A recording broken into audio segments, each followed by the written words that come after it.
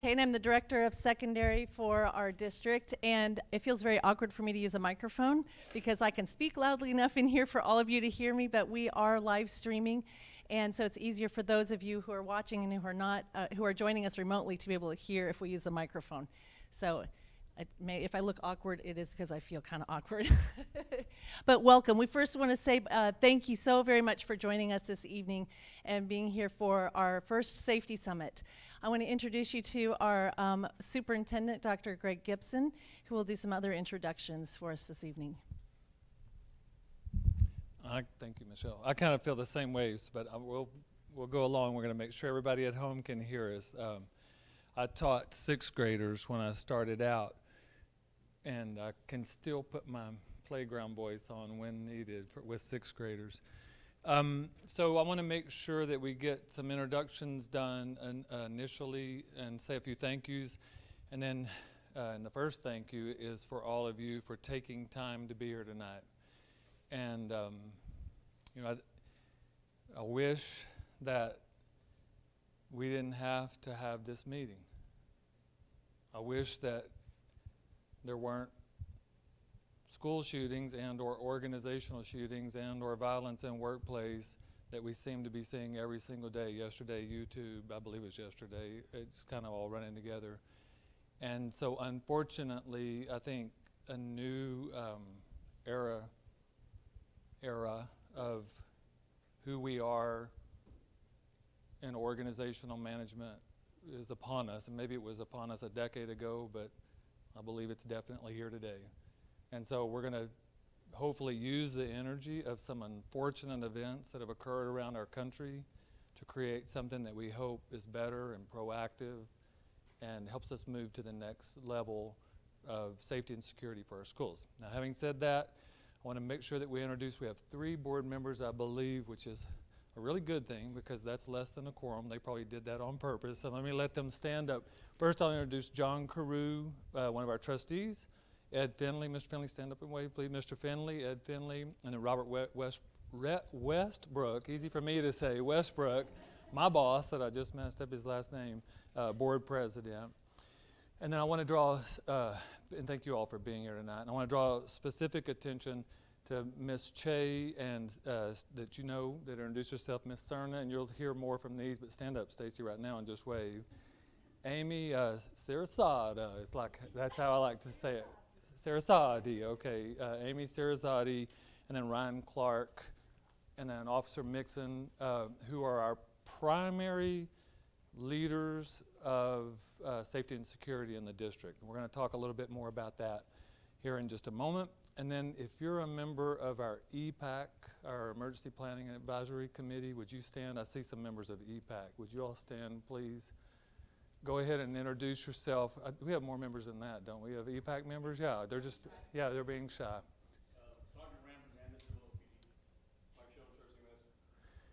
And so our Emergency Planning Advisory Committee has been active for the last 2 or 3 years, and I think what we'll see probably as a result is maybe a little more active role of connection to that, to perhaps quarterly forums like this or something like that, just to make bring it, I guess, more overtly out into the community. Just quick thing, glancing at a few notes. So a big concept, I guess, that's on my mind today as we kick this meeting off, and then we really look forward, there's a lot of ways to gather feedback tonight, and that's the primary purpose, is just to listen and learn, see what's on your mind, and make sure that we're addressing what's on your mind as our SCUC community. But in a lot of, as you drove up today, you probably saw a banner, top workplace San Antonio. And some of us wear lapel pins, and that's really important to us. A part of that is that we try not to over-control the subunits of this school district, meaning the campuses primarily, the departments. So we try to set forth these broad parameters, and we really try to rally around belief statements and around mission, vision, and value, and then we try to allow autonomy at that campus or department level to implement, if you will, and not, here, your principal at principal building A, here are your marching orders, do it. And that's our general way of operating. I think the corner that we're turning right now is that we can't operate that way any longer with safety and security. It has to be a non-negotiable, no variation whatsoever between any of our subunits. Does that make sense? And so we're going to have to try to keep this mindset on other things related to curriculum and instruction, that we're going to try to allow for autonomy, and we're going to allow for this top workplace environment and all of that. We're going to draw a real tighter line on variation, if you will, or lack of variation when it comes to safety and security.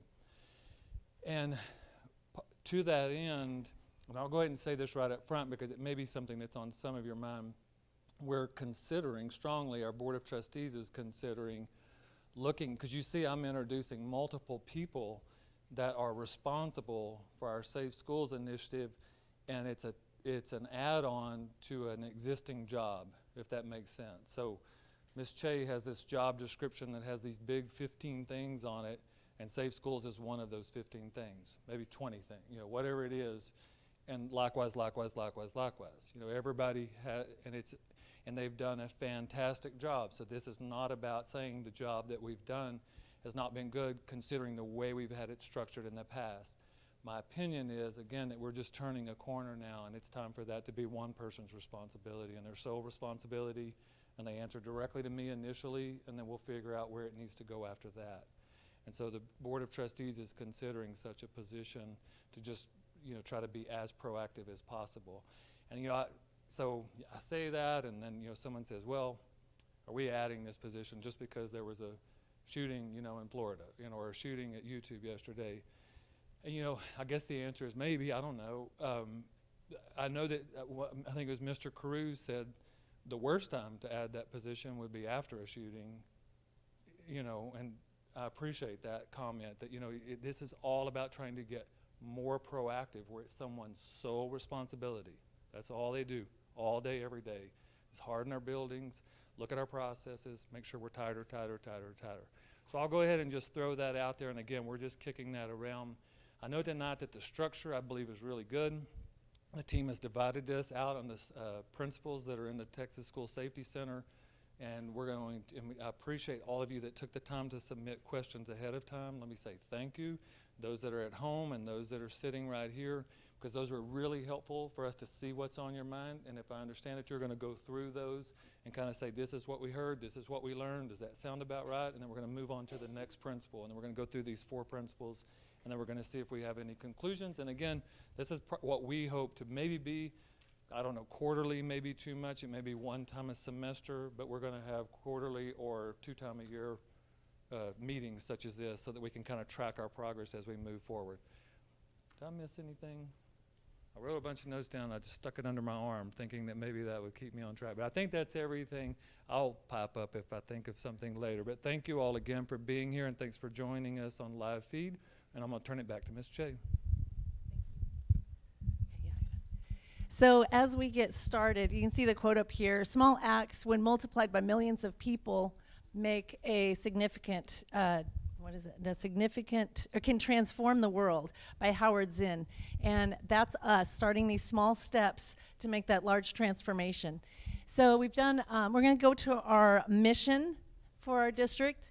And this is our new one that's been adopted that we're starting at SCUCISD, a diverse community founded in trust and transparency, commits to empower all students to fulfill lifelong potential through inspiring learning experiences. And the piece of that mission that we are here tonight is that trust and transparency, that we are, you know, working collaboratively to continue that level of trust that we have, and transparency with here's where we are and here's where we're going. Our vision is inspire, innovate, and excel, and our values are leadership, character, commitment, service, and learning. Ryan, I went ahead. There's our values.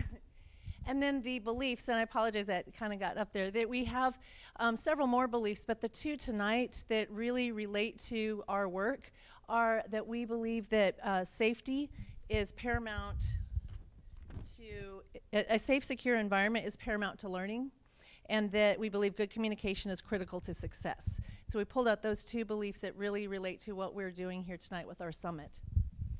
So the next, for our topics, what we're hitting tonight is that we want to share our current practices and procedures in our district so that you know where we are, what we're doing. Because something we've learned through this is we're doing a lot, but we aren't really telling anybody about it. So that absence of knowledge makes people wonder. So we really are excited to have this opportunity to share with you what we already have in place and what we have been doing and what we're continuing to grow in.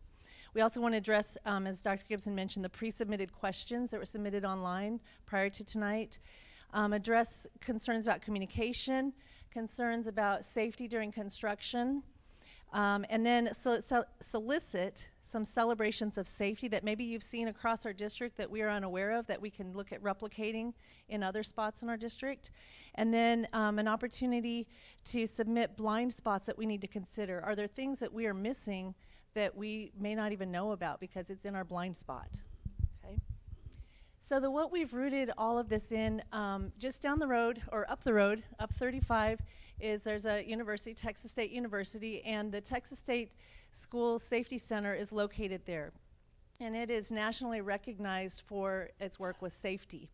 And so as we are looking at what we are doing as it relates to safety, we've tied our work to those safety standards. So with the Safety Center, and you can go to their website. We also have it linked off of our site to go there, but there's a School Safety Standards Toolkit.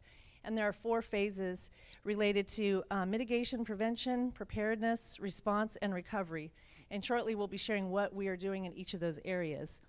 But the School Safety Center is a set of criteria to assist in developing and implementing a comprehensive emergency management program in keeping with laws, mandates, directives, and best practices.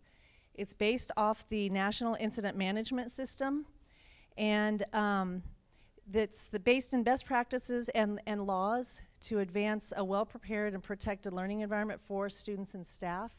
And then lastly, it is a living document, and the Texas School Safety Center regularly solicits input from stakeholders so that the tools in there remain viable as things change and the environment and climate changes.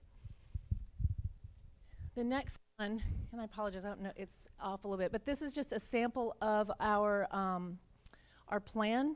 So on the left side, and this is linked on our website as well, so you'll be able to see the whole plan. We just excerpted one page of this so you can see a sample. But if you go on the web page, you can see all of the standards. And what our EPAC did is they went through, and on the left, you can see 1.2 and 1.3. Those are some of the standards under the prevention and mitigation. And then EPAC then went to that middle column and said, well, what are we doing in those areas? Okay, and they bulleted those out.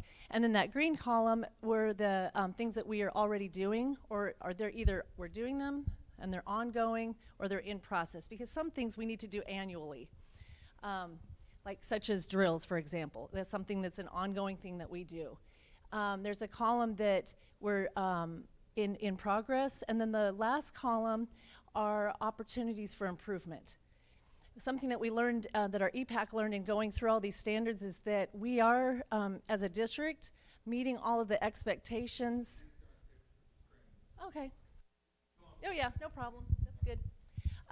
We are meeting all the expectations and minimum requirements of the law and of the School Safety Center, but we also learned there's things that we could be doing much better. But we are doing all of everything that is expected currently. So, let me switch this over. I think we're going to you now? Yeah. Okay. So Ms. Cerna, who's our principal at our Disciplinary Alternative Education Center, is going to share with you what we're doing, just kind of an overview of phase 1, which is prevention and mitigation. Okay. Sure. Well, I just, Cedric, would you stand up, please? We did some introductions while ago. Sheriff City Council Member Cedric Evers, thank you for being here as well. Okay. Good evening. Phase 1 is prevention and mitigation. This has to do with those coordinated actions taken to decrease the likelihood that an incident will occur or to reduce the loss of life or damage to property from any hazard or threat. And there's 8 standards that fall under phase 1. I'm not going to read them all to you, but standard 1.1 and 1.2 both have to do with coordinated efforts for prevention and mitigation through collaboration. And we do that through having an EPAC, which is the acronym for Emergency Preparedness Advisory Committee, and they meet 3 times a year. We also have a Safety and Security Integration Team, which meets quarterly. We are in consideration of that new safety position. Each campus has communication with an SRO and local emergency services as needed, along with having a safety committee. 1.3 is that the school district should regularly assess school climate and implement relevant, scientifically research-based curricula, programs, and practices to create a positive, safe, and disciplined environment conducive to learning. So we have annually safety and first aid training, stop the bleed training for our staff, standard response protocols, which are done annually at a minimum. And so those are things that we have in place. All staff also have the opportunity to be trained on CPR and first aid from Schertz EMS. And the campus nurses also conduct regular checks on our AEDs. 1.4, the school district should have processes in place to identify and appropriately assist or address individuals who exhibit signs of violent, harmful, or risky behaviors and or pose a threat of committing criminal activity. Counselors are meeting with students. We've changed their job descriptions a little bit to where they have more time to counsel with students. We have in place a bullying anonymous reporting system. That's something that we're working on. SROs assist with campus incidents. We're tracking social media. And students are very, very helpful in helping us as administrators by reporting activities to us.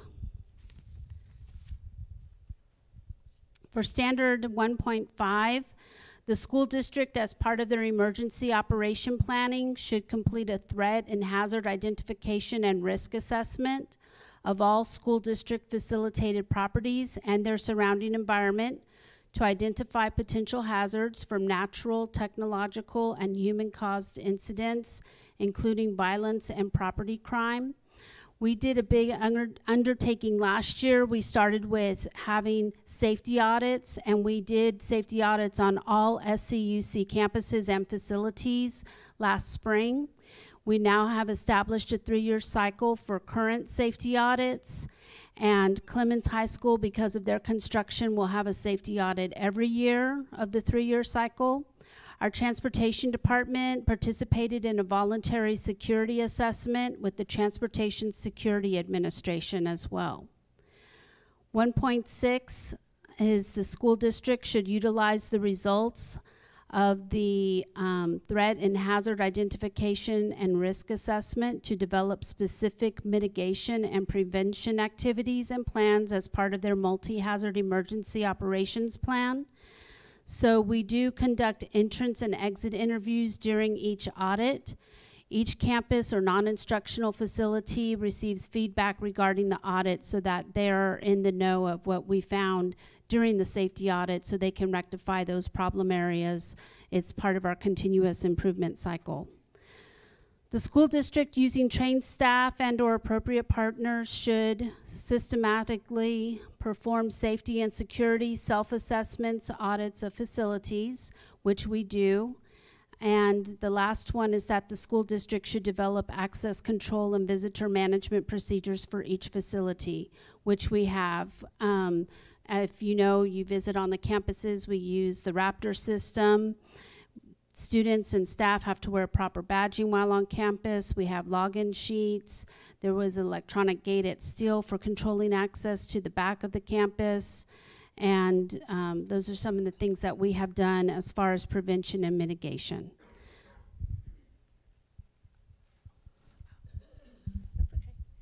So with the questions that were pre-submitted, we categorized them by these 4 areas, and we had 10 questions that came up that really fell under this first part of about prevention and mitigation.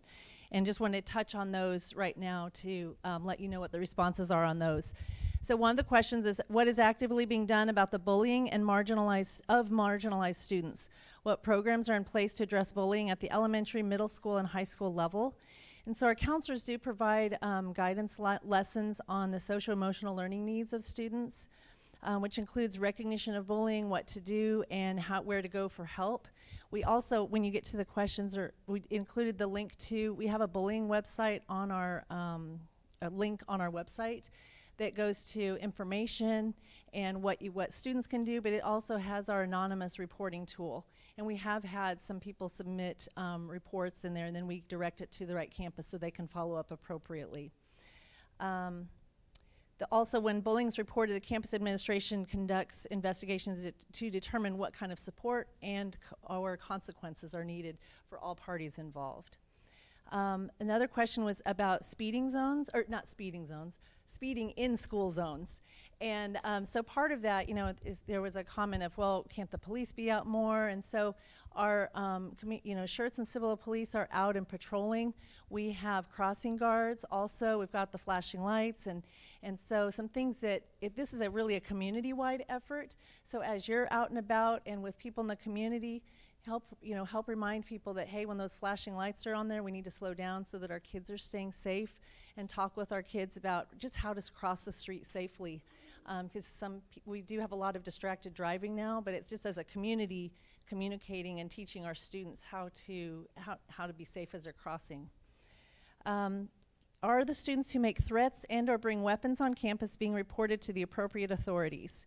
Yes. As mentioned earlier, our students have a really great relationship with their campus administrators, and that's how we get a lot of our tips is from students. They'll say, I overheard this, or I overheard that, or I saw this, and they know to go and tell somebody, and the campuses investigate right away. And law enforcement is involved as soon as necessary when there are any kind of concern that might rise to that level. Also, the question that followed up with that are, if those students are found to be making threats or have weapons, are they removed to off-campus facilities? And after the investigation, if it is determined that the allegations are true, then we use our student code of conduct to determine what are the appropriate consequences. We have mandatory reasons and discretionary reasons when students are removed from campuses, and that is also on our website so that you can see what are mandatory reasons. If someone brings a weapon, yeah, that would be a mandatory removal. And some are mandatory to our DAP, and some are to or an expulsion, depending on the severity of what the infraction might be. Can metal detectors be installed in schools was another question. And they may be installed in public schools, and that would be determined based on needs assessment, and then their findings and recommendations of the safety audits that are conducted on campuses to see if that would be a need or not. What lessons have schools or law enforcement learned from prior school shootings that could help detect and prevent this from happening in our district? And all of these entities, both the school and our local law enforcement, have learned that having measures to address all 4 phases of safety and security do equip us to be as prepared as possible. Now, we can't imagine every kind of situation that might happen, but we're as prepared as possible and do drills on the campuses with our students. Currently, we do meet all the expectations of the standards, as I mentioned earlier, that are based off the National Incident Management System as well. And then we've included the link to that standards toolkit on the response to this question on the online. Another question is, what are teachers and staff doing to be proactive? And it's that campus personnel participate in regular safety training, so annually there's safety training, and then also usually campuses do it again in January when we come back from breaks, just so it's at least twice a year, if not more frequently. They conduct safety drills.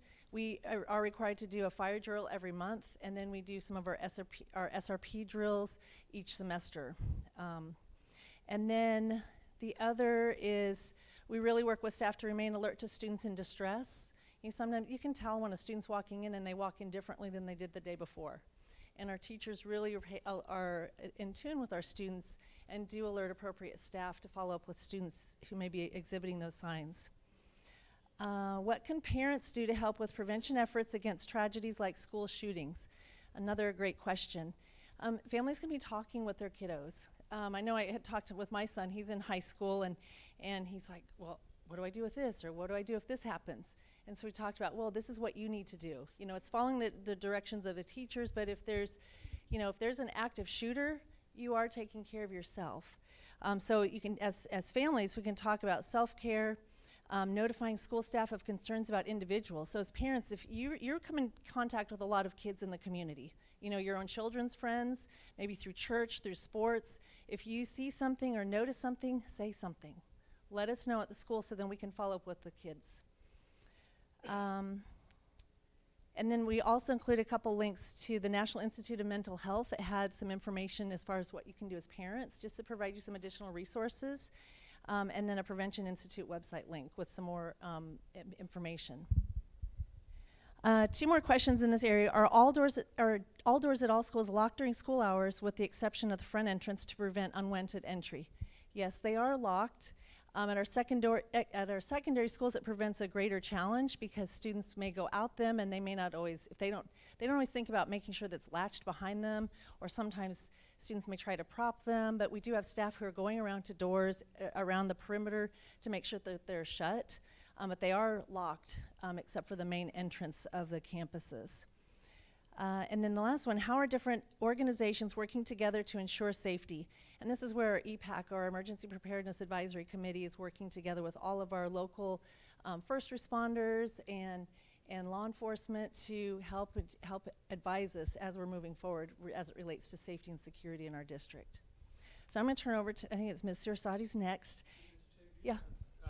So would you share how at the end of the night in these 4 standards you're going to ask for feedback? Thank you. Yes. Yeah, so at the end, we do have a link where you can, an electronic link where you can provide us feedback. Because we do want your feedback on tonight, but then if you've got some additional questions or concerns that we need to address that we may or may not be aware of. And there is, go ahead. As a blind spot, is that right? Yes. So as you, just to clarify, so as you're listening, we're explaining what exists, then at the end is the opportunity to provide, okay, that sounded good, I heard that question. Now, this is still something that's on my mind. And I think it would help, because I know how we Yeah. do that link. Yeah. If you, it's not mandatory, but if you put which standard that's in as we go through, and those are on the agenda, so to look at them, because it helps us kind of sort it in which bucket this goes in. This recommendation isn't about standard 1, it's about Yeah. Thank you. And we have the QR codes on the back table. If you didn't pick one of those up, we can get those to you before you leave. Because we really do want this, as I said earlier, this is a community effort. And you're our eyes and ears as well. And so you can see things and just say, wow, I wonder if they even know about this. And please let us know, because we may not. It's like when you're trying to change lanes, that blind spot, you always have to, and you can't always see it. That's why we called it a blind spot. So going on to phase 2 is preparedness. So this is how are we prepared in the event of an emergency or crisis.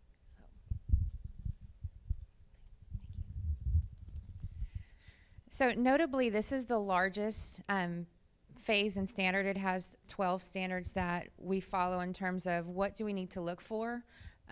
The Texas School Safety Center had prepared that and said these are the specific things that the coordination with law enforcement, the coordination with emergency services, as well as just the boots on the ground.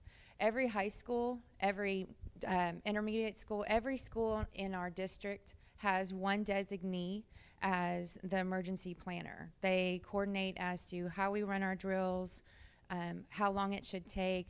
Are you following protocol, not only what's referred here, but also what's best practices for the grade level that they're serving? Because our little ones are not going to be able to cope as quickly as our secondary. And so last year, actually it was in late September of 2016, Sergeant Mixon and I attended the SRP presentation by a man named John Michael Keyes, and that's where we came across the SRP program, which he'll elaborate a little bit more on as part of our preparedness. Before that time, every campus had a response that was not consistent in terms of training the students as they're coming up through kindergarten and having the same language and having the same response, and monitoring how each campus responds to what might happen, because we could never really predict what's going to go on with our students in our area. And so within that preparedness, we're constantly revisiting those things. So that includes, and the subsets of the standard for preparedness include multi-hazard emergency planning. We are very close to a railroad. We're very close to an Air Force base. Schertz-Cibolo SCUCISD is very unique in terms of all the different things that might impact the campus we have, even how we get to those students in case of there's a train derailment or an unfortunate incident of a plane landing unexpectedly near one of our areas of service. So the EPAC committee meets together, and we look at what exactly do we need each of our campuses to follow. And it gives us not only the guidelines for state recommendations and requirements like the fire drill every month, but also looking at NIMS certification. It's a national incident management system where people are trained and they can respond to the different things in coordination not only with them, but someone who's boots on the ground like myself as an administrator on a campus could help facilitate with the teachers to understand what that means, how to appropriately respond. Each campus has an emergency operation plan. They have to sit down with teachers, nurses, any support staff with not only their campus, but coordinate with the district as well as local law enforcement in both Cibolo and Schertz PD, and submit those within the first 3 weeks of the semester. We look at how many students we're serving, the demographic makeup of those kids, as well as the physical nature of our buildings. Because as you know, right across the street, we're ever changing due to construction.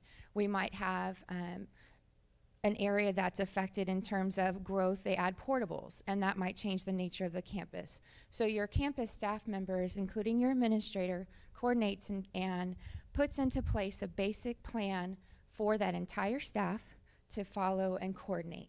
Is it set in stone? Is it a checklist and we just set it on the shelf? No. We are constantly having to revisit it every month, every other week, depending upon what's happening locally and nationally. So as you may have seen, as Dr. Gibson mentioned, the most recent events not only spotlights what we're doing to protect our kids, but also reminding our students that everything that we practice at the campus level and we prepare for and we train them to do, they can apply it to the real world. A good example of that would be last year when we had the Rolling Oaks incident. We had students working in the mall at that time. And we had already instituted the SRP program in terms to respond to, like, what do you do? Where do you go? How do you lock down? How do you protect yourself if you can't immediately evacuate? We had our babies, our students were impacted by that, and they remembered what to do to help their fellow employees. That's a big deal. And so the preparedness that comes with this phase is ongoing. It's not perfect at all. But we do our best, every single incident that comes up, whether it's locally, statewide, nationally, to address it when we convene, not only at the campus level, but with EPAC, with all of the administration when they meet with the district officials. So one thing that we do impart on not only our students, but our parents and our guardians as well is talk to them about it. How would you respond? What can you apply for what he's going to be discussing is, if I'm out at a restaurant, do I know the safety measures for that restaurant? Do I know the exits? So it's that lifelong learning that goes beyond just what's going on in the classroom and getting them in that mindset. And that includes the teachers and the staff as well. We're a great community, and we were so used to it would never happen here. But when it starts to get closer to there's a likelihood that it could possibly happen, your students and your staff are continuing to be more ready for that. It's, like you said, a very unfortunate thing to have to prepare for, but everything that we address in those EOPs, in the drills, in the unexpected things that happen throughout the semester, help build that capacity for them to respond as individuals, including you. So if you ever have any questions, you can always refer to what they have available on our website, as well as asking your student, hey, what did you learn today? My daughter attends this district as well, and she's constantly say, hey, Mommy, I noticed this, or hey, there's the exit, and she shouldn't have to talk about that, but We do, because we have those active conversations.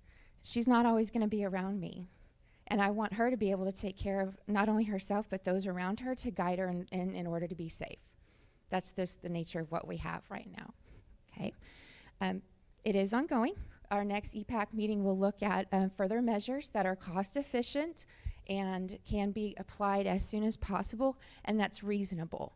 One thing that I always expressed with not only our EPAC committee, but our campus personnel is we want to look at things that it's feasible to do at a low cost. Because as you noticed with the incidents that occurred out at the national level, suddenly we have marketing for bulletproof backpacks and, you know, the locking mechanisms and things. And there are simple ways that we can have fidelity to not only what we're providing for our students, but being reasonable, not buying the coolest, newest thing. So there we go. Thank you so much. And I forgot to fully introduce Ms. Sirasati. She's one of the assistant principals at Clemens High School, and she leads our EPAC meetings for us and does a phenomenal job. So questions that fell under the preparedness category. One, and this is a great question, it's one actually our school safety integration team has been trying to figure out how do we do this. Question is, why aren't drills conducted at less convenient times like passing periods or when students are at lunch? We would love to do that. And so that team is trying to figure out how do we do that? The piece with, if it's done at lunch, kids leave their lunches and they can't come back to them. We have to throw that food away and then reserve. And so there's that little piece in there. The other is trying to still maximize learning time and then also school order. Because as we know, when students are, whether it's in passing period or those unstructured times, then getting them reconvened and back can be challenging to finish the school day. But it's something that we've been talking about, trying to figure out how do we do this, because we know if something's going to happen, it'll probably happen in an unstructured time when there's a lot of, a passing period or lunchtime. So we want to be able to give our students that opportunity to practice that, but we also don't want to lose out on, not want to be able to feed them too. So it's just finding that balance. Another question is, what is the existing armed security at present, and are there plans to enhance this? So currently we partner with both Schertz and Cibolo police departments, and we have memorandums of understanding with them. And our high schools have 2 SROs, or school resource officers, assigned primarily to them. The junior highs each have 1 primarily assigned to them, and then all 3, so we have 3 from Cibolo, 3 from Schertz, then all 3 then rove to all of the schools, and they provide support to the elementaries and intermediates. Our elementary and intermediate campuses don't have as many incidents, but the officers are always on call, and they do go and make visits to them. So they, whether it's just a 10, 15 minutes each day, they make a stop at each of the schools, so there's that visibility and that presence, and that definitely awareness of what's the campus like. Do you want to add anything on that? Okay. Also, are there plans to, as far as, enhancing the numbers of school resource officers, we do have a metric where we look at school enrollment, and district enrollment, to determine at what levels would we be adding additional positions, and currently we haven't met that threshold yet. Or are we close to it, or 2 years ago? We added a second match. So we started with 4, 2 and 2, and then we hit a certain point and we added. Okay. So with this growing, I'm assuming that point is coming again sometime soon. Yeah. Are there plans to install bullet-resistant doors on classrooms? There currently are not plans to install this type of doors. It would be determined based on our needs assessment and then the safety audit results or findings and recommendations. Are there cameras installed in hallways and throughout the campus, and are they ever monitored live? So we do have security cameras at every facility, and I started to write on here where they are, and I'm like, well, that's not really information everybody needs to know where they are, but but we do have them, and they are at major traffic areas, or and definitely all of the entrances for sure, and they are for security, of the premises as well, and as far as the monitoring live, yeah, they can be monitored live. We don't always have a person that's always sitting there watching them all the time, but I know our or you do? The cameras are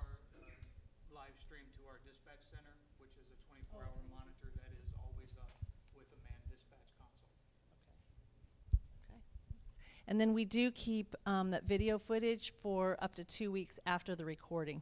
So if we need to go back and look at anything, we're able to review that. And then we can also burn copies of whatever video there might have been if there was an incident that occurred and was captured on, which it's helped us in many incidents to track down different things that have happened. What's your protocol in case of an active shooter situation? What are you doing in order to prevent these situations? So at Clemens, all of the staff have been trained in active shooter training. And that was actually at the January Professional Development Day. Everybody was trained, as well as all of our nurses across the district.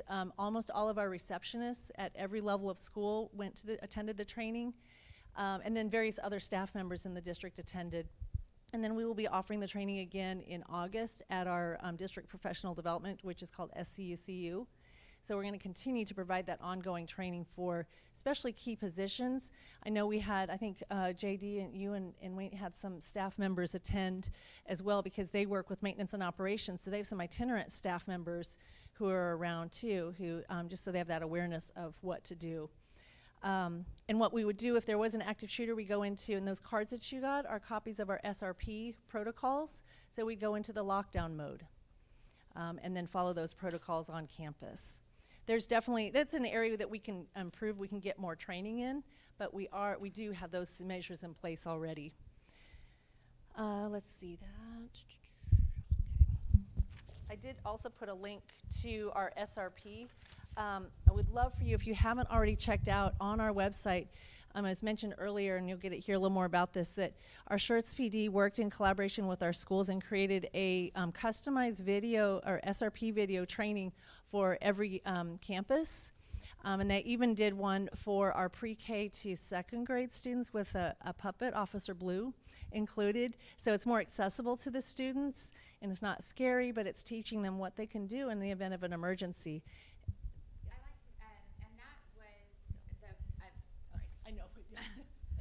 That was the brainchild of the need. The I Love You Guys Foundation did not have a primary level video created, and so Corporal Halberdier, who was working with us as an SRO, and Sergeant Mixon and Officer Bill Freeman last year coordinated with, I believe it was Pascal Elementary, and demonstrated and created a video that is now accepted and used by the I Love You Guys Foundation around the country. And that was within 9 months of us being able to implement this program across the district. It's giving me chills. That's a big deal. And so our district and the coordination with our local law enforcement emergency services is already at the forefront of taking care of those needs for all of the students we had, because the models that they did have were more geared towards secondary students. And they did a great job. They really did, and I applaud them for that. And so we're looking, as a part of the preparedness, to move more towards those models and have it homegrown through the district. Thank you. A couple of the other questions we've already hit on. This one about active shooter, and we've shared that at Clemens, everyone's been trained, and at Clemens and specifically, this question also asks, are there resources for immediate psychological counseling for students after potential incidents? And yes, there are. Our counseling team, at the school site is available, but then we draw on counselors from our other schools across the district to provide additional support as needed at the campus where an incident may have occurred. And then our teachers or other district personnel who are concealed handgun holders be allowed to carry their personal firearms while on duty in our schools and at school events. And currently, district personnel may not carry firearms while on duty. Our premises are gun-free zones, and that's according to state and federal laws. Although this last year, our board adopted a local policy that those that are concealed carry can bring it in their vehicles and leave it in their vehicles. But before now, that was illegal, if you will, and now they can bring it and just leave it in their vehicles, stored safely, and then go on to work. So it's a little caveat to that. That was a policy change this last year. Yeah, thank you. So now we're going to turn over, I think Sergeant Mixon's going to share our phase 3, which is response. and how they help support our district with response. Thank you, ma'am. I know it feels weird holding that. It does. So I want to talk about the SRP. The SRP stands for the Standard Response Protocol, how it came about, and just give you a real quick basic rundown of what we're teaching our kids and how it works. In the summer of 2016, the process started of putting the SRP into place. Every campus in the entire district had their own emergency response plan, but there were slight variations of it. Some of the slight variations, most of it was terminology, but what we needed was a common sense, plain English language that spoken to first responders so we know what we're going to, using code words like code red, code black, things like that. Different campuses would adopt that, but it doesn't work for a first responder side of it. So this was the first time that we really paired with the school district to go out together to find a program that would work for everybody. So after several conferences and several other things, the thing that we brought back was what we keep calling the SRP, which is a Standard Response Protocol from the I Love You Guys Foundation. Once we decided that this was the one we wanted to look at, the first thing we had to do was bring this program back to the area and meet with all of our local first responders. We had to meet with fire, EMS, we had to meet with Guadalupe County, we had to meet with any first responder that might respond to one of the emergencies to make sure that this SRP would actually fit into their response capabilities. So once we were given the go-ahead that this would work for everything they do, the next step that we had to take was come to the school board, and the school board looked at it and said, we'll go ahead and try this program. So Clemens was actually our first pilot program to give this a try. Now, when we put this into place, the first thing we had to do was obviously train our first responders. First responders needed to know before anybody what these icons mean and what the school was doing once these icons were there. It's mandated that we train them every year. The training is automatic for fire, EMS, and for the police department. And we also train the school districts that every year. So once all the training was there, the next thing that we had to do was get with the schools. Administration guides were made. I wanted to start at Clemens because, and I'll get to this in a little bit later, this program had to be tailor fit for every single campus, especially for Clemens, because we have campuses in our district that are 50 years old and there's some that are just less than 10 years old. There's wide differences between the two. So when we went to Clemens, this was hand tailored for that campus. The evacuation routes, the lockdown routes, the different doors, the different wings, all of our first responders were brought in to see all that before we could actually put it in place. Now, once that was all done, we made the administration guide, classroom guides, then we trained basically the staff, which started with administration down to teachers and then down to staff. The standard response protocol, I want you to know, is in no way a generic protocol, okay?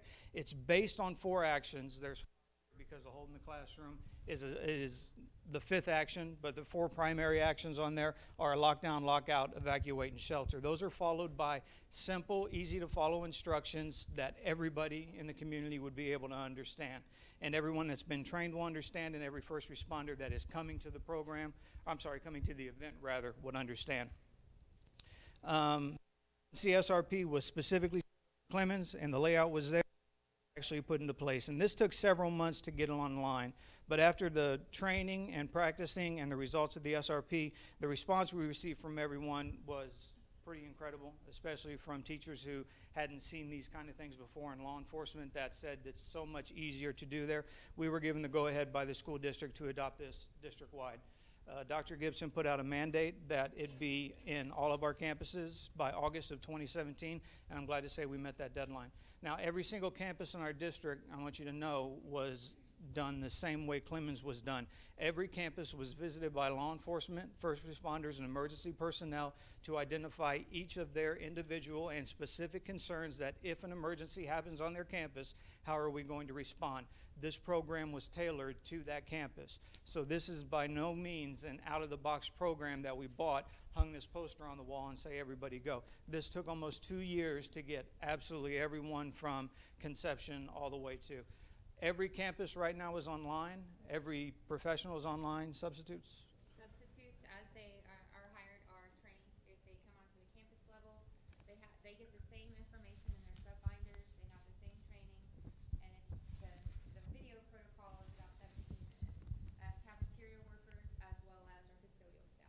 And that's who we're focusing on right now. That's the only folks that are left, are the support staff, transportation, maintenance, things like that. And we are still doing those classes. I think we did 2 sets 3 weeks ago, somewhere around there. And we're almost done district-wide. Yes, sir. What volunteers? Volunteers on, Well, you have volunteers that go to the different school. I'm a volunteer. I go and I volunteer still, but I mean, what I'm saying is, you've got volunteers that come in, are they being trained at all? That's a group that, I mean, like, that, this is exactly why we're meeting. exactly. That's a group that we can ask for. You know, so if you're a regular volunteer, if you're just there to do like the watchdog dads or whatever it is, Yeah, watchdog. it's open, yes. So it's open to that. You just have to let us know Right. that you want that need, let your campus know, and we coordinate a date and time and advertise. So thank you so much for bringing that up because Watchdogs were a very valid point. Yes, sir. And, yes, ma'am. Sorry, are the sub-binders that you mentioned, is that on every campus? that I can only speak to my campus. It's not a requirement yet. That is a guideline. So when we go back and say, you know, what are the areas, like she said, the blind spots that we have as we go through, and it's either monthly or by semester, by quarter, and the campus staff has to say, you know, we really need this because this happened. You know, we had a fire drill and they were really not sure, you know, whatever it comes up, and so that's where the constant evolution is. I can only speak to mine, but that it evolves into when we go in the summer with the August revisit of it and having that checklist, and if we're fortunate to have that safety coordinator being brought on, then they can coordinate with each campus and say, these are your must-haves. So. Now, as far as sub-binder specifically, I don't know, but every teacher binder, yes, every classroom should have a binder. They were made by us, tailored specifically for that campus, and they're all red binders. They should all be 1 inch. Not all of them were 1 inch last year. By this year, they were supposed to be all 1 inch, so anytime you walk in that classroom, you need your emergency binder. Everybody knows exactly what to look for. They have to be red. Everybody didn't want to have to look for where it is. It should be a red binder that is right there, and Clemens has it labeled Go Binder, correct? You're grabbing it, and any time an emergency or any time of one of these goes into effect, that binder is going to tell the person exactly what to do in that emergency.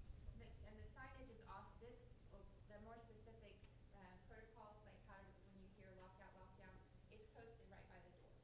And so they have at least the card that you have available to you. Correct. So And other things that would be in there are what to do during lunch periods. If a lockdown was supposed to go into effect during a lunch period, where would they go? They're in those binders. What would happen during class changes? All of that's in those binders. But again, those are specific to that campus. Yes, sir. One last thing. 'Cause I do volunteer and still announcing their baseball games. What about sporting events? We've got a track meet going on right now. Have y'all looked at that? we're in coordination with Mr. Linhoff, and with the safety audits coming through, his emergency operation plan for whatever facility it is addresses these. Okay. And so, as Sergeant Mason mentioned, like we started where our babies are, and we're spreading out to the service areas too. So yes, that's in what we would call in progress. But Coach Linhoff is coordinating with myself as well as Mr. Clark to make sure that his EOP can respond to those facilities, and then pushing it out for any facility that we have available. So not just campus specific. I just wondered because I mean we've got those are our babies out there on the field. as well, Absolutely. so I just wanted to. But you have your coaches who are staff members, they are trained in that protocol, and so we coordinate with the security that's hired at those events as well as our trainers, the athletic trainers. You're welcome. And another thing is questions that are coming out. The video that explains the SRP, that is the main video we teach to all of the, not specifically the campuses, but everybody within the district, is on the district website now. Ms. Shea, is that correct? Yes, it is. The main video is on there, and it's the same video that we teach secondary education, the kids up, not the little guys, but also the same one that we teach the staff with as well. So it's on there to be looked at. Yes, ma'am. Yes, so just a real quick question. You have training for all these other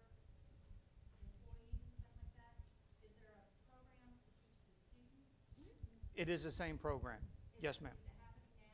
Yeah, they happen at the very beginning of each semester, and then if you have new enrollees, that's up to the campus to say, okay, this, but they're revisited.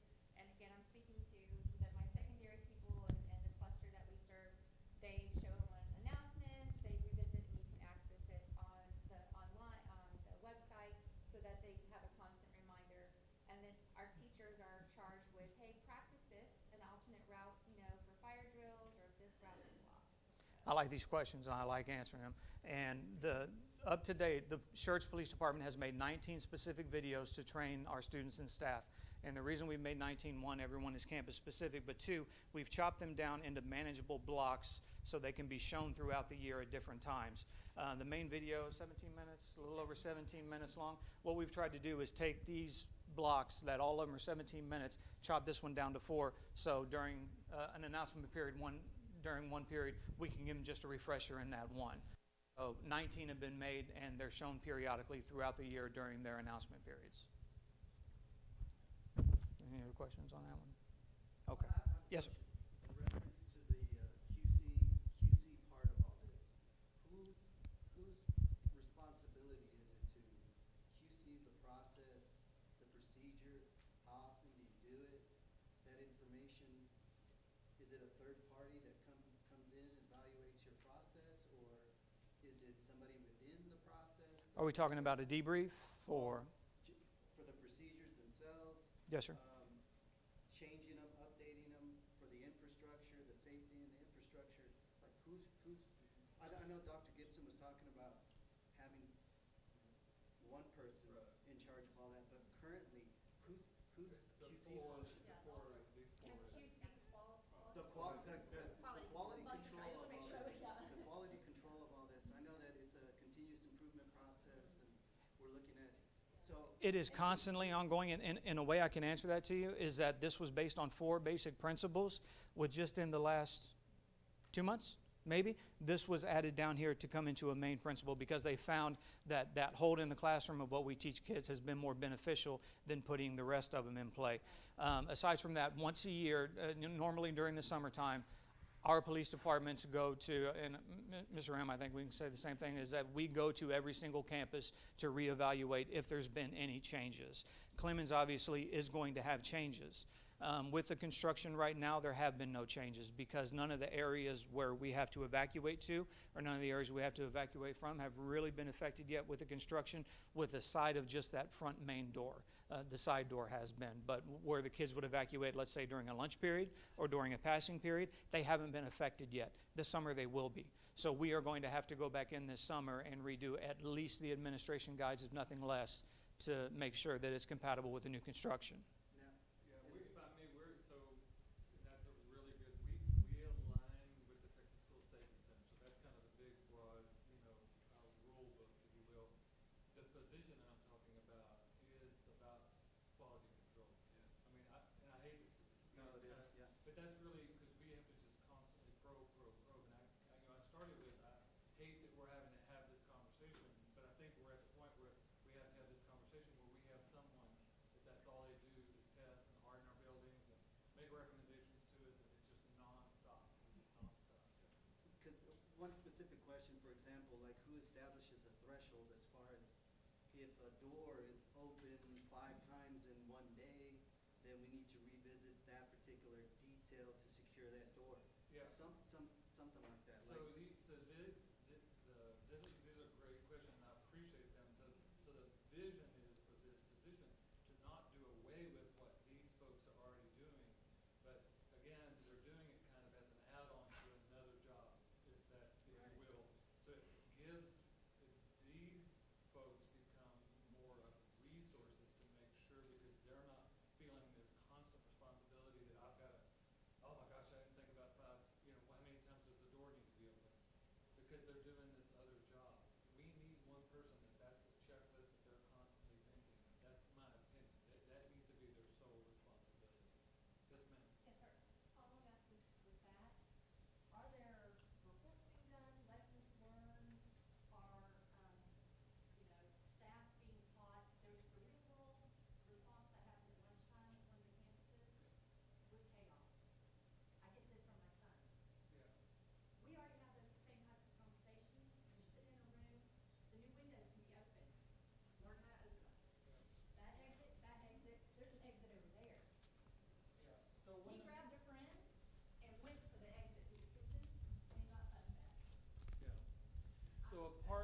one thing that's kind of challenging about tonight and just in general is that we want to, whereas we want to be open and listen and we want to constantly have cycles of learning, we also, we also don't want to broadcast, like, here's the chart of all of our weaknesses and put it on the district website. Okay, so, but know this, that one of the reasons we're talking about doing this quarterly, town hall is to gather this feedback so that this team can assemble and we can go just pour through that and harden our processes. Is that fair to say? Which is the next one coming up. Okay, and that's the next one coming up. Okay. So if anybody at home would just say we'll finish priority 3 and then we'll open it back up and then we'll move on to 4. The last thing I want to say about the SRP, and I'm really passionate about it because I honestly believe that this program really does save lives. It really does. When it comes down to it, and we talk about emergency operation plans, and we talk about papers that we sign, MOUs, everything else, none of that has to do with the action of what is happening during the emergency right now. That's what, in my opinion, we need to focus on more than anything else. That's why this is so passionate for me, because I do believe this saves lives. This is the action you take when the emergency is actually happening. An MOU is not going to stop you from getting hurt. It's not going to stop an emergency from happening. This will help people and save people. Honestly, it will. The SRP, the Standard Response Protocol, it really is becoming the national standard. There's not many agencies around here that are not using it. We have another school that's being built in our district right now. We've already reached out to them. They've already told us that, yes, that's what they're using. They're actually using the videos that we produce. We're very proud of that. The police department from us, as they said, we've made 19 videos, and as Ms. Hirzade already said, we've already been nationally recognized for it through City Council, through Mr. Edwards and Mayor Pro Tem at the time.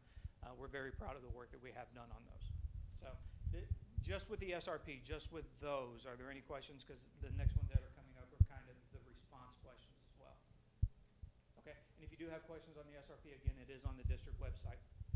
So one of the questions that was on here, 3.1 from the Texas School Safety Center, the school districts, they should assess each incident and determine was the activity appropriate and was the response appropriate? The answer to that is yes. On every single incident, I think, Ms. Hirzade, we've had 5? We've had 5 lockout incidents. We have to implement this for due cause at least 5 times. Since its implementation, and that's within 2 years, okay? Now, a lockout is a threat that's outside the building. So if we think there's something going on outside the building, bring our kids in, lock the doors, keep them safe. That's the easiest way we can protect our kids, by hurrying up and getting them in, locking the doors. The police are on the way to make sure nobody can get in. And a lockout is the least, I guess, intrusive to the learning environment. So the lockout is almost our new go-to, okay? We're not afraid to use a lockout. We're not afraid to bring kids in from the playground. Let's get back to class and get learning while we're locking doors. The police are coming to make sure no one comes in. So 5 times that's been used. Every single time we've debriefed on it, every one. We do a mini debrief while we're there, and then we do an official debrief at the campus level at a different time. If it is a major incident, which I would consider 2 of ours to be a major incident, we've done also a debrief at EPAC to see if anything there could have been better. So the school district should establish a response guide that empowers staff to initiate proactive actions. That is on here and built into the SRP. Absolutely anyone with this, in this matrix, can start the program. If custodial workers, anyone sees a threat that's on the outside of the building, can they initiate a lockout? Yes. They don't have to go through a chain of command. They can call the direct office and say, we need to put our school on lockout right now. There should be no delay from the time we start protecting our kids to have to go to a custodial staff, to a teacher on duty, to an assistant principal, to the principal, to the superintendent. There's no need for that. Bring them in and let's get it started now. The school district personnel should initiate external notifications as necessary. Please understand that is done as quick as possible. We want to get the information out when our schools go on lockout as quick as we can, but there's a couple things that are important with that. One, we want to make sure the information we're giving you is as accurate as can be. If you guys watch the news, even with what happened to YouTube, the first things they reported was absolutely nothing like what happened. So we want to make sure that that information that gets to you, 1, is very reliable. But 2, you also have to understand we're competing with social media, and we're always going to lose, always. As soon as that school goes into lockout, you're going to hit Facebook, all those kids, 2,700 of them, school just went on lockout, what happened? And we're already getting bombarded with calls. Would you rather see staff locking up doors, getting kids inside, keeping them safe, or running to the phone to call you to say the school's going on lockout? My kids go to the district, I'd rather you protect my kids first. Okay? Yes, sir. Dr. Nixon, just to echo on that point, sir, when that social media just goes off the charts, it also puts a drain on our 911 system as Correct. well. And we only have a certain amount of dispatches in there, and they're already having to monitor radio, EMS, law enforcement, fire, all the support, and then they're getting calls inundated about what's going on, and it really does put a strain on the actual situation. So Correct. we have to really be mindful about how we disseminate or want to gather information, because 911 should be the last people you talk to, because right now, in an active situation, they are just being inundated with, and have a lot of responsibilities to carry out. And you have to understand, we're always going to lose with social media. The information's going to get out there that something's happening. It's not going to be the right information, or it's not going to be the exact information. And like I would say again, I would rather the school staff focus on keeping my kids safe rather than getting to a phone call to call me directly. Okay? But there is a matrix in line, a phone tree, along with PIOs from the school district and the police department who put out that information as soon as we know it's right and as soon as we can get it out. The school district should implement the National Incident Management System, NIMS, and integrate the use of the Incident Command System into all actions. Every member of the Schertz Police Department is NIMS compliant. NIMS is just the way that we respond to emergencies, and the school district now has plans. Ms. Irzadi, you can speak on that better than me. We're working towards, due to the amount of training and being very specific, to have a backup, have a 2-to-1 ratio. So you would have at least 2 people available on that campus and then build from there so that it's manageable, and that in case that one person's not there, they're the backup. Depending upon the size of the school, we can move that ratio up so that they're familiar as the why. Like, I always look at systems like that as the why. We do things, and helps us stay in line, and again, not have those flash in the pan ideas come out and, oh, try this, try this. No, we're going to stick to the standard. So we did look at that in terms of our most recent EPAC meeting and having that implemented this summer as we get our employees trained. So even more training for the teachers. It is free, it is online, it doesn't cost the community anything, and there is no negative to being NIMS compliant. There's not. The school district should take actions to preserve the crime scene and, preserve the scene following an incident or a potential crime. It's in all their EOPs. And every single campus has a direct line with the police department. We work very, very well together.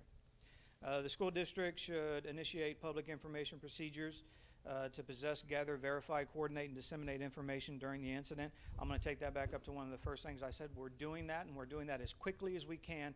But even worse than getting some delayed information is getting wrong information, okay? If you get information that there is an active shooter at Clemens, when that's not the case, it's just been put on lockout for something that happened in the library, there's 2,700 sets of parents that want to call or come up to the school. That information is now wrong. The PIOs are the ones that are going to give out the information quick, and it's going to be accurate. And the last one for me is the school district should monitor, document, and reassess and adjust the response as necessary. Again, that would be a school district thing. But again, along the lines of what I would say the position that is looking at. So I think you were going to talk on that one. Or over here. So thank you. Yes, ma'am. Very much. So aligned with that, there was a question, we're going to hit communication will be our next piece, but it does fall under this response. And one of the questions that was posed are how are district employees notified, if, especially itinerant staff, if a campus is in lockout or lockdown. And that is an area we have some, like we have a direct line to let Dr. Gibson know, and then our school board know, and then so that's a piece that's in process. We do have a chain that we've created so that we are contacting people, but it definitely can be improved. So it's in progress. And then the other one was what could, in this, I missed the last part of this question on the last section, but it's what can parents do to assist with ensuring safety, you know, about drills, but what can we as families do?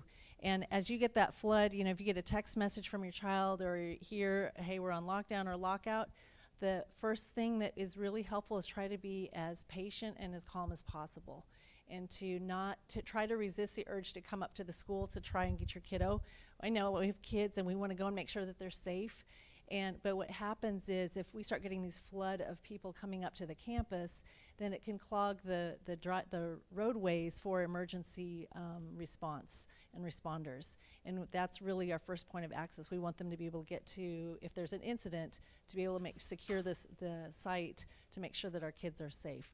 So it's that resisting that urge, which can be really hard, but that's something that would be really helpful. And just to encourage people to trust us as a school district. We are in constant collaboration with our first responders and know that we see your children as our children. They're our kids and when they're under our care, and we want to make sure that every single one of them makes it home each day. Those are all the questions under part 3 of response. The last section is recovery, and Mr. Clark is going to hit that. And Mr. Clark's other responsibilities, he's also our truancy officer for our district. So he's got truancy and safety that he's working with across our district. Oh, was there a question? Oh, yes. Hey.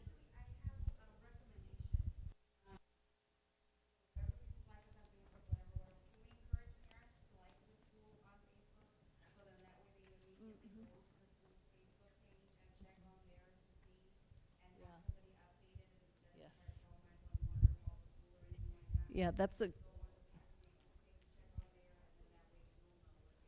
a great suggestion, and we would like you to make sure to put that on our electronic feedback form.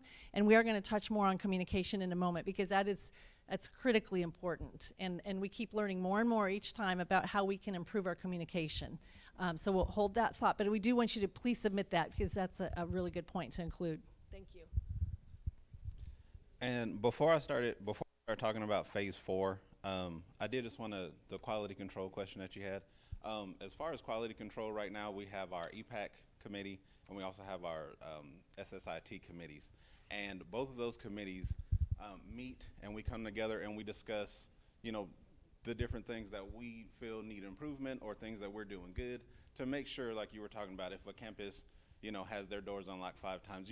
There's things that come up like that we talk about. What do we need to do? What policy do we need to put in place? So we are constantly talking about that. The SSIT committee is made up mainly of administrators. So we get that campus perspective of things that, may need to happen at the campus. The EPAC committee is all of our first responders, law enforcement, administrators, myself, and with those, we're discussing the district overall.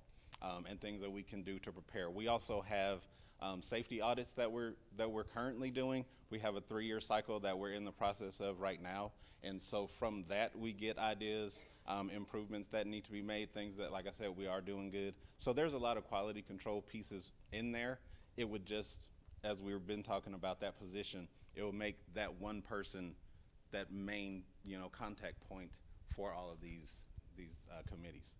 So. Yes, ma'am.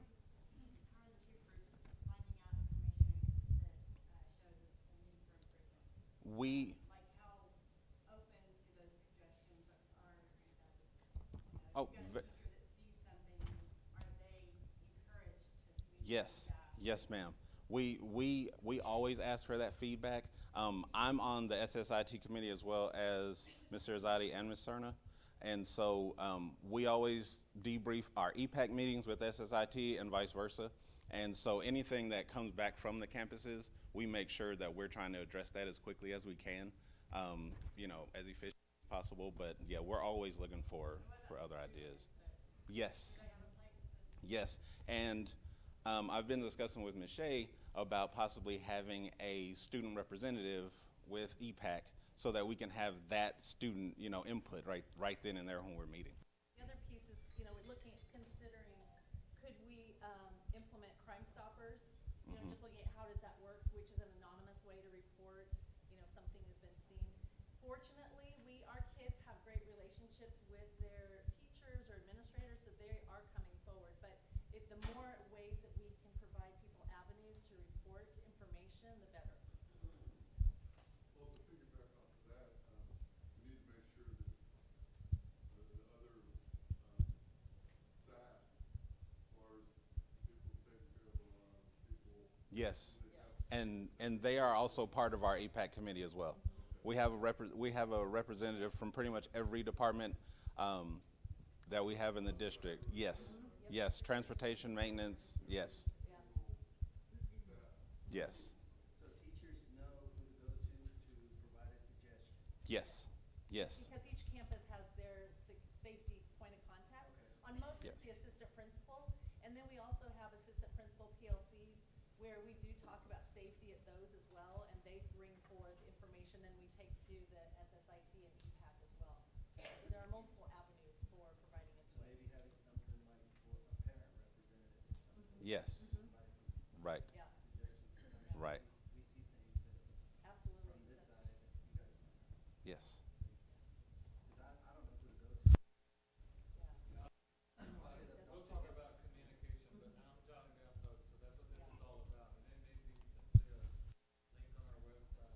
If Yeah. you have a recommendation about Which safety actually security, we've click created. here. Yeah,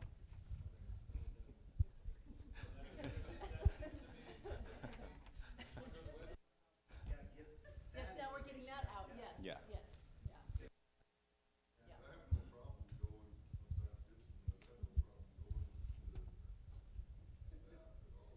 Yeah. District Principal Simmons, there's an issue, I go straight to, I'm not scared to do it. Yeah, I think this would just be, in addition to that.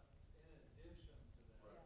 Instead of that, I saw something, I could just click, and I Yes. know it can get to somebody that's gonna look at it, right? Yeah, we've got that set up, so we'll show you that. And so for phase four is a short phase. It's recovery. And I'll just read what it is. It's coordinated actions taken to restore the learning environment and support functions.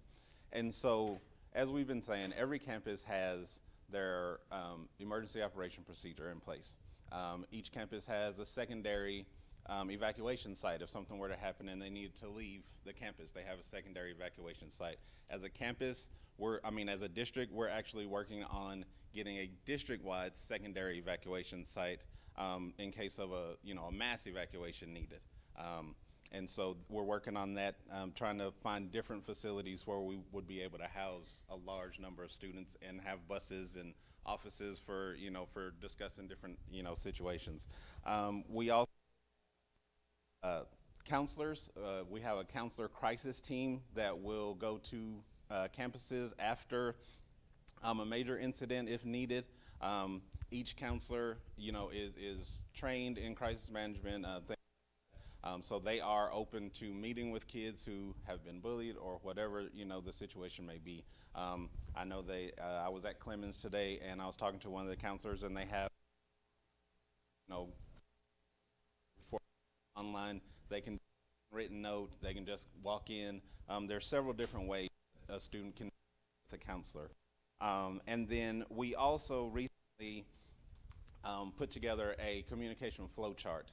And it's a working document, but basically what we're trying to do is, from that moment of lockout, lockdown, whatever it may be, we want to get that communication out as quick as possible. And so we put together a district flow so that we can make sure to get that information out to the public accurately within, as close of a time to it beginning as possible, and then making sure that incident it's over, this is what's going on. We want to make sure that we want to make is that information is accurate. And then we also are working disseminating that information to the public, whether it be through Twitter, email, what's the best option to get that information out, because somebody may not have the internet at their house, so the email may not work, or whatever it may be. So as far as phase 4, that's where we're at. We're constantly working on it, but I feel like we're in a good place as far as recovery goes. Mass tech, Yeah, so that tie. TLU, where I went to school, I still get them all the time. And I'm no longer a student, but I graduated, but They still have your number. Good. Well, that actually transitions us into our next piece, there were no questions that really fell under phase 4. There were a lot more questions about the how are we preventing and being prepared for incidents, which would be natural. So communication is definitely a work in progress for us. As Mr. Clark and Sergeant Mixon mentioned, we do have a communication flow chart for when a campus goes into lockdown or lockout. Usually those may be called by someone who sees something, someone on campus who sees something, or law enforcement may say, hey, there's something going on in the neighborhood, we need you to go into lockout. You know, keep business as usual inside the building. And then we've asked campuses as quickly as possible to send something out, and we've given them a script to use, and this is really just recently. So if you haven't seen it, don't be like, well, why my school's not doing this? It's recent, and so it's in being refined so that because campuses are needing to figure out, well, who is the person that sends us out? And the other piece, like last week, Clemens had to go into a lockout mode, and the school handled it beautifully. I mean, it was like textbook the way that they handled the situation. And they even actually did all the notifications appropriately, but what we learned, where we fell down in, was the communication, and it really wasn't even on the school, it wasn't the school's fault. It was that we don't have our processes for communication clearly really refined yet. So for example, we didn't get something posted on our district Facebook page, which many families look for like that as their initial point of contact and resource. Well, that wasn't the campus's fault.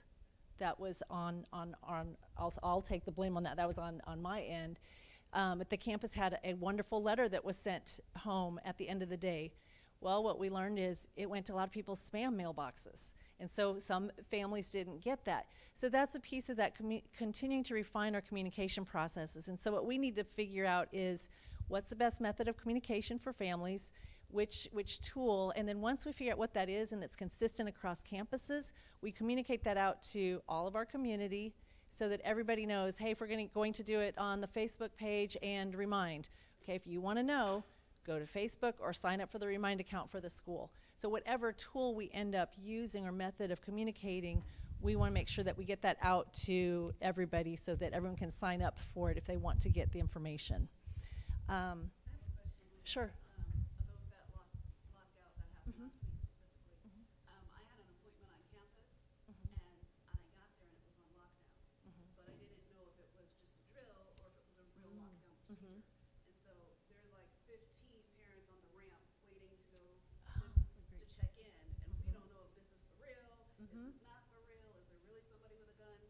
That's, you know what, that's a great, not great, but it's a blind spot that we really haven't thought, we hadn't thought. So we need, please write that, we're getting that jotted down, but when you do the electronic response, because we do need to have something in place for that, for visitors.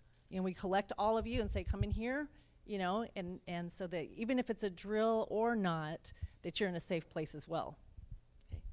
I've been on campus twice where they had a lockdown, and as I'm entering the door, there's someone there to greet me that says, opens the door and says, I'm terribly sorry, but doesn't even open the door. I'm terribly sorry. We are in lockdown. You'll need to come back another day. And so even though my appointment, they knew that I was coming, they can't help what's going on. So I ended up leaving. But I was really impressed that someone was there to tell me at the door that they were in lockdown and they're sorry that this is happening, but that it's out of their control. Oh, thank you for sharing that. Yeah, thank you. Okay, yes. My concern was with this situation, my girlfriend, which has a child in short civil, and we just have to work in the same place, she received a text message, and my Jacob is here at Clemens.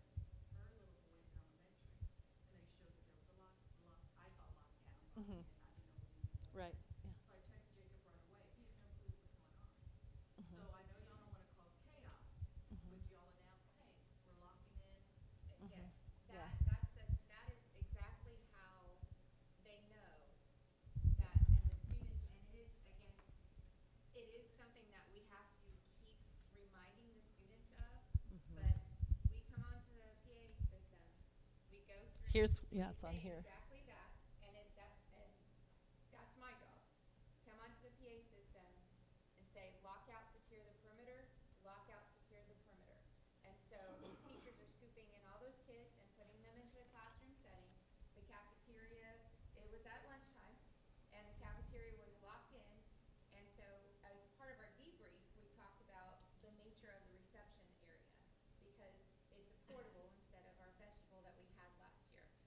did address that. That was brought to our attention. How can we triage that, given it was a very busy time of the day? And the kids did well. You know, they most likely, and that's something that is getting in tune to that and treating every announcement and every drill as a real one. And that's for everyone.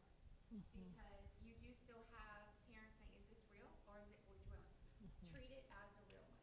And, you know, you can relax and say this was just a drill, but you also want them to respond and build that muscle memory appropriately. I tell that to my teachers, my staff members, my fellow administrators, my child. Treat it as a real thing. Because if you don't and you're kind of hesitating, that's when you get caught in a situation that you can't get yourself out of. And you lose that, all the information. So we did debrief about how, and it was not a drill. So, We talking found out to later. students. Yeah. He's like, I think it's just a drill, Mom. And I'm like, well, son, Treat it as, and I you know. received an email later, and I thought, okay, I read the email. I'm like, but as a mom, you know, I'm 45 minutes away. Right. So I thought, Yeah. I'll see until I hear from somebody because Yeah. I don't want to be that parent. But then again, I tell my son, being the way that he's raised, don't be a hero. Right. That's something too that we need to teach our boys, and we tell our boys all the time. And I know if it, God forbid, anything ever happens, I know my boys are going, you know, through this motion, and it's the way they've been taught. And then police officers and maybe. So that being said, I just kind of reiterate to the, don't be a hero.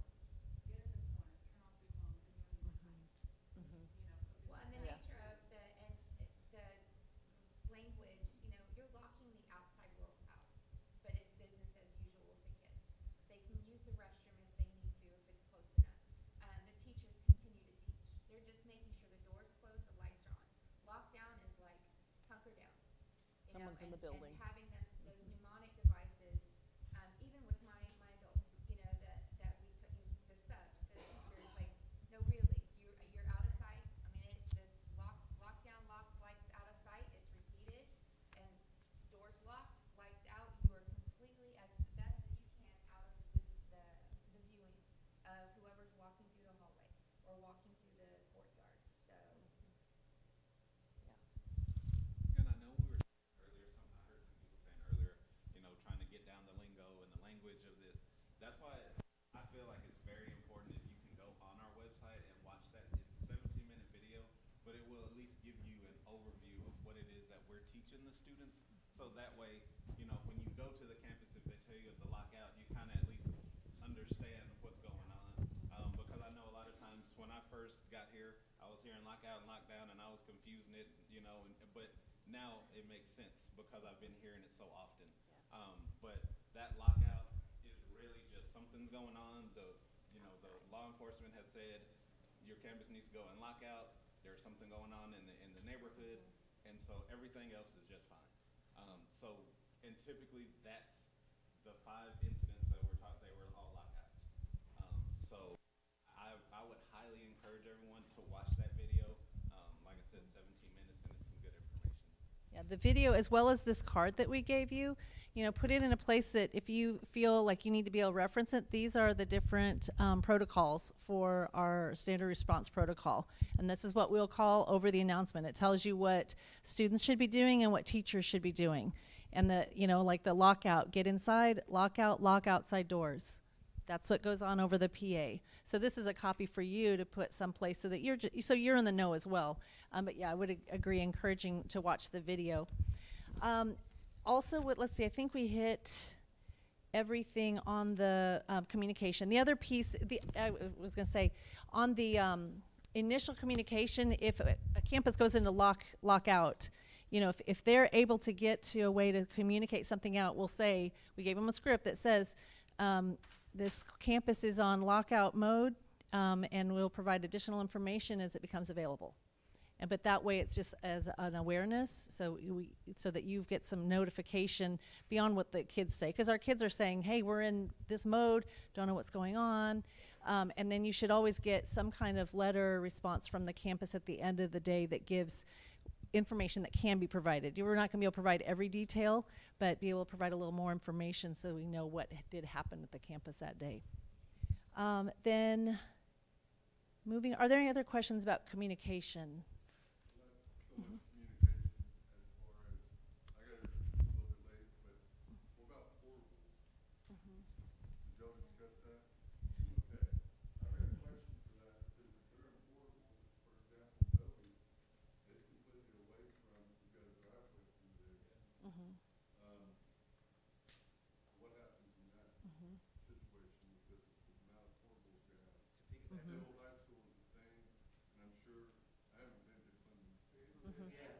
Clemens. Clemens has a few. So that's my question, is portable, what are we doing? I mean, it's kind of hard to lock out. No, they follow the same protocol, and the difference between, with the like a lockdown and knowing with there are communication measures that we use with our teachers if they're not sitting at their, it's not just sending an email and hoping they're reading it. They should be working with the students, and so we have a communication measure that I can't share because it's specific to, but they know, if they need, if we're going into a lockdown and the threat is near that area, they know where they need to evacuate to because they're moving away from the problem. And that's when with the recovery piece that Mr. Clark was talking about, the reunification sites and everything, our teachers are asked to practice that. Where would we go if we're in the computer lab and they're usually out in the portal? And knowing those exit points. Again, I'm speaking to my campus and what I asked them to do, but from the very beginning, they plot out all the differences that we've had, show me where the exits are that we can use and walk through, and that was a part of their in-service this summer or when they first came back, not during the summer, they were still on vacation. But all the exits that are marked and that you can get out of, because there were exits that they knew to be true in June that were no longer exits anymore. And so if they had been teaching there for 26 years or 1 year, they had to familiarize themselves with the physical nature of our campus. If I may, because I think it's germane to this next, but I appreciate that. I appreciate the question about portable. And I think a school district in, a fast-growth area is always going to have portable. Correct. I want that, so we have to have this prepared and be ready for it. I also want to just emphasize that a few years ago, the board changed the construction size, the size of the campuses.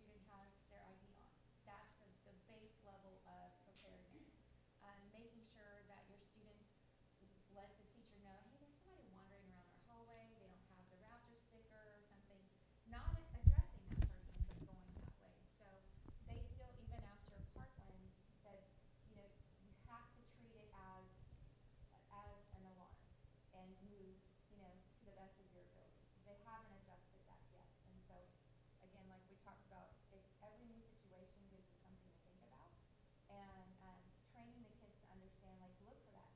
Lieutenant Wiki, who ran our craze training from Shirts PD, he's like, head on a swivel. He tells them, head on, your head's on a swivel, you're constantly looking around. Not that you're paranoid and not an alarmist, but you're being a realist and training everybody, from the little ones up to our elderly to know how to do that. Is there a new, is there a way that you're doing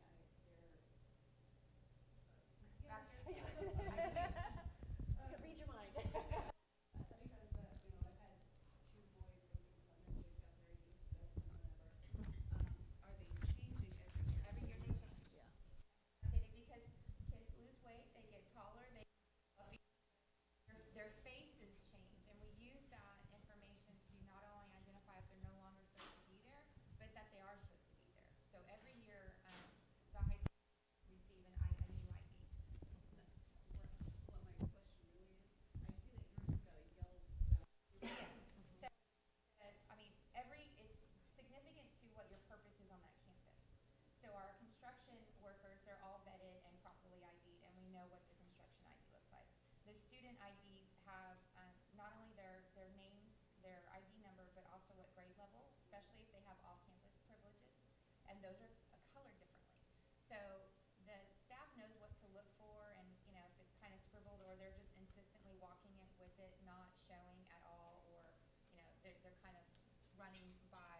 It's training to look at what that is, but they are updated. They don't keep the same as a freshman. They might keep it as a freshman, but they get a new ID every year. Do you have the same color code for every year?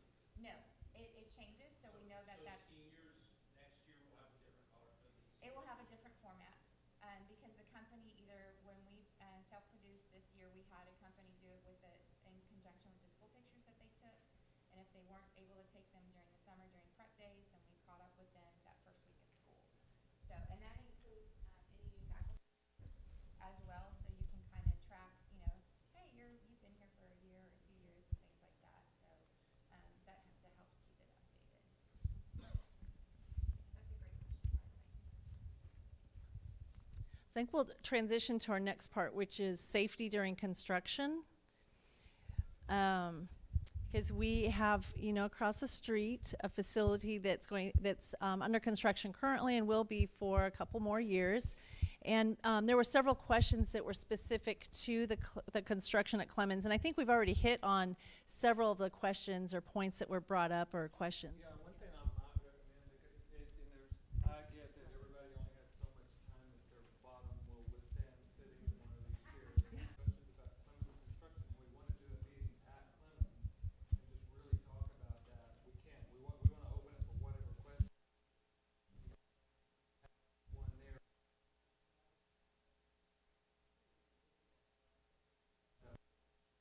I'm kind of glad that Clemens represents one of our last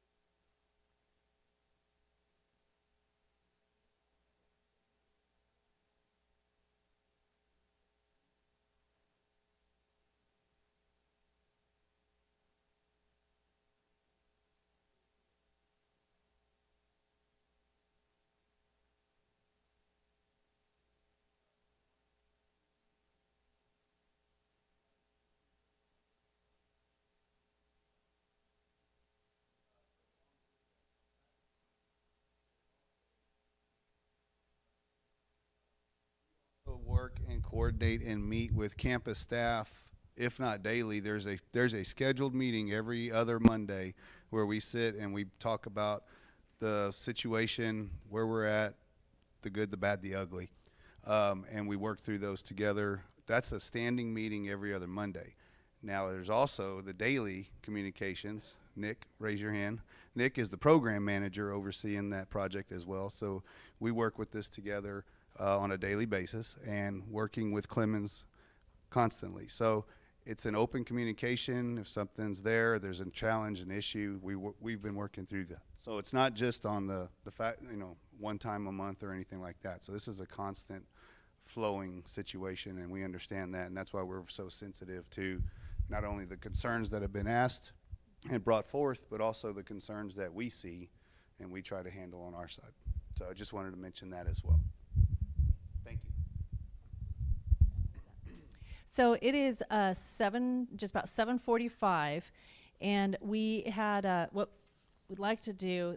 If you didn't already get one of these, it's at the back. But there's 3 codes, and they're QR codes, and we can get them on the way out too. But one is we really want your feedback from tonight about the summit. What were the pros, what are the cons, what's some additional information that we need to consider. There's also a point and the celebrations of safety will be on the website for just continual additions. Like you mentioned earlier about communication. There was a piece, we need to know, are there things that are happening that we don't see that we need to replicate, or that you want to applaud and say, wow, we really appreciated how this was handled. And then the third one is blind spots. And several of you have mentioned some different things that we need to consider, like, okay, how are we training visitors on our SRP? How are we finding that out? Please be sure to submit that on these links, and we'll have that blind spot link on our site and continue to have it up there. And what happens is when that's submitted, an email goes to a designated person, and then so that we know that something new has been added, and then we can respond to it. And address it and bring it to our EPAC or school safety integration team. Okay? So can we just go ahead and I just want to ask if there's an opportunity for a blind spot right there, and to the extent that we can respond to that before anyone that took the time to be here present tonight leaves. Do you want to share any additional blind spots? We've heard several. That's good. Does anybody have any others they want to share? Yes, ma'am. On the north, or on whatever the little greenhouses neighborhood app. Next door. Next door, thank you so much. I don't even know what that is. There have been some neighbors that voice their opinions on what happens and what they don't like about or what they do like about it. And I happened to go online and see that you were having this safety meeting tonight, so I posted on there the links and everything. But I'm wanting to know if there's a question that comes up about a particular situation and it's the half-empty mentality. Is there a place that we can go or send them to that they can voice their Concern or question? Is this what you're talking about? Yes. So on our website, and it's new and improved, and it's gotten better in the last several weeks. On the right side, there's something called Quick Links. And if you go, and it's a red bar, and along there's something called School Safety. And you click on it. Are you going to it? Like, look, it's going to show you where it is. So there's one that says School Safety. And then to the left, there's a sub one that says SCUC Safety First, which has all the information from tonight in there. Our presentation, the agenda is in there, and then QR codes where people can submit feedback. And those will stay on there. And that's the one that I said that we'll send an email to somebody when something new is added there so that we can follow up. Yes, and I know you had something. Yes, I work for Methodist Healthcare Ministry School-Based Health Center. We're housed right beside By Shirts. Shirts Elementary. So kids periodically come to our clinic. We bring them back and forth. We want to be involved in this walkout lockdown. Yes. We want to be alerted. We want to know what to do. We already took one measure in hand ourselves. We don't automatically take children back without calling first to ensure that that school is safe to go to. If you reach anybody, the child stays with us. But we'd kind of like to get on the same game plan as y'all Yes. are. Do you want to speak to You know, that? when Yeah. school districts are on lockdown, let us know. Yeah. And that's- I am actually, Because they may be coming to our clinic. Yes. And I'm in the process of working with Schertz Elementary to get y'all connected with them in their communication so that you know we're on lockout, we're on lockdown, so that way you don't even have to call over there because you may not get an answer, you know, and you're just kind of wondering what's going on, but that way you will know exactly what's going on as well. Yes, ma'am. Yeah, yeah, we're adding you to their emergency operation plan because you're really kind of part of the campus by the nature of the location. So, thank you. Yeah. Yes, sir. Dr. Gibson, thank you guys, Zoning Board of Trustees, thank you for putting this on. This is showing that you actually truly care about the school. I just want to thank you guys for doing that. But to the citizens and to the parents that are here, guys, you are the eyes, ears, and pulse of this community. You will know about something long before we do as elected officials and this body. You will know about it long before we know. So please don't just say, oh, that was a joke, oh, that was something of the system.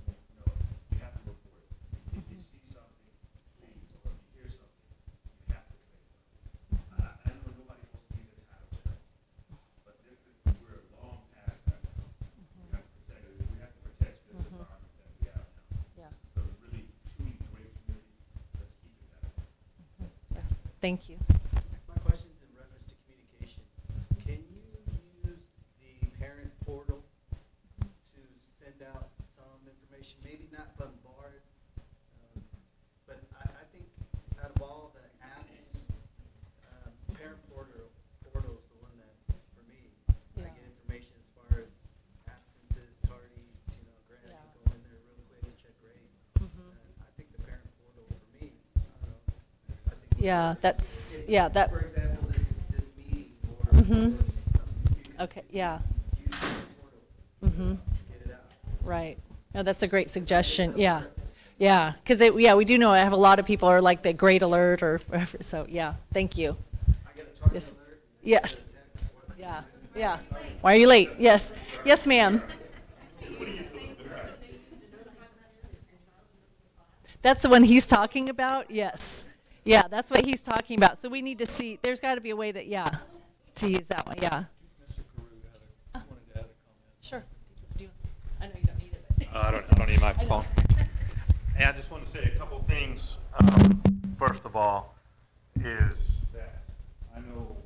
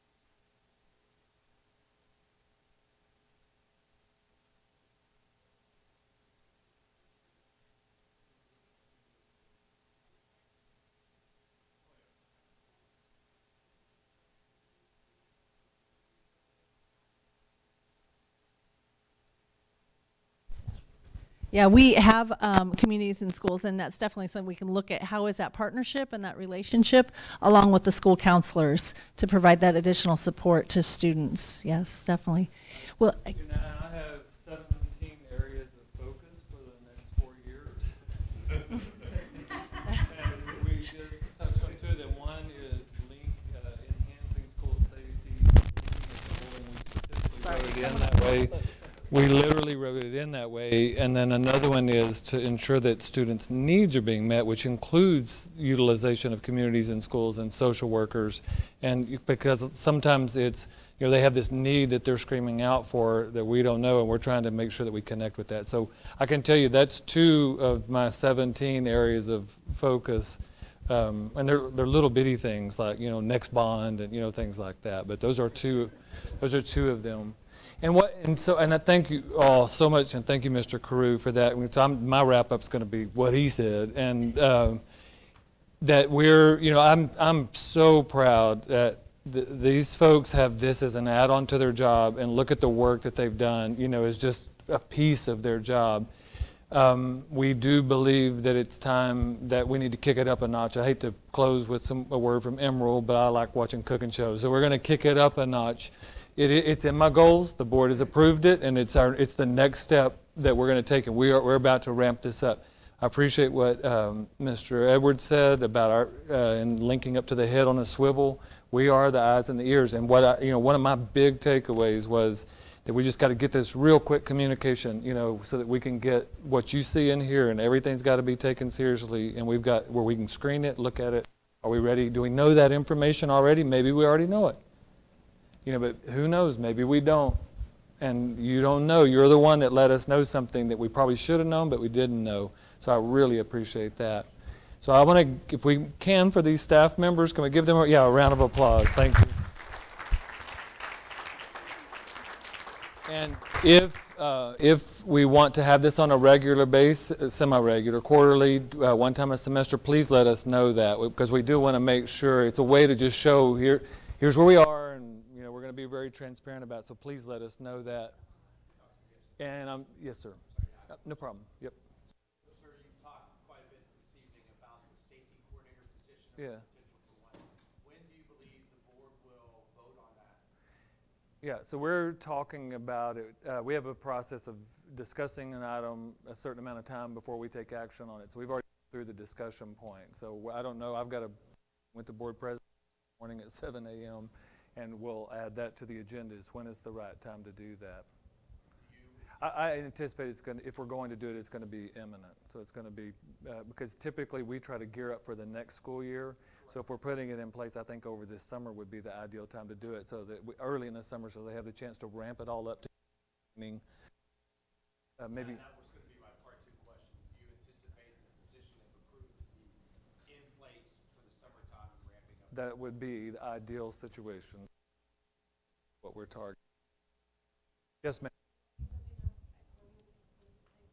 Yeah, I've noted, and we'll schedule a follow-up meeting just for Clemens, safety while under construction, and that may be a semi-regular meeting as well.